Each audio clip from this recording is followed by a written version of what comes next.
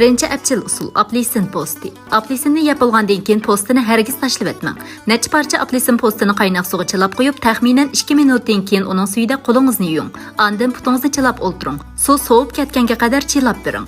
Bak sovib ketsa bo'lmaydi. Yilman bo'lganda putingizni chilashdan to'xtatsangiz bo'ladi.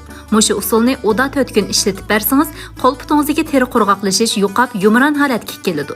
İkinci apchil chora. Aqmur. Qalbingiz qurg'oqlashib yerilib ketgan bo'lsa, bu apchil chorani sinab beqing. Cho'qim foyda qiladi.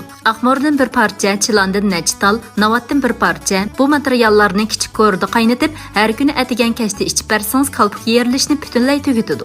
Uchinchi apchil chora turib. Dal mushu faslda yo'tal odamni baq qiynaydi. Sizmi yo'talingizni to'xtatolmay qiynalib ketyapsiz? Aqturibni aqlab pokiz yuyib bo'lib, purchaq cho'nliqida qilib to'g'raymiz. Ondan uni asalga chilab 2 soatdan keyin bir qo'shiqdan 2 qo'shiq elib, yilman qaynoq suv bilan suyuldirib ichib bersangiz, yo'talni to'xtatishga foydasi bo'ladi. Bir kunda 4-5 qatim ichib bersangiz, eng muvofiq bo'ladi. Nafas siqilishga ham foydasi bo'ladi. 4-apchil chora tuz suyi. Eg'iz boshliqidagi mikroblarni o'ldirish uchun har kun atigan va kashda tuz suyida eg'izingizni chayqab bersangiz, eg'izdagi mikroblarni o'ldirish, eg'iz boshliqi yallig'ining oldini olish unimiga erishgili bo'ladi. 5-apchil chora zanjivil.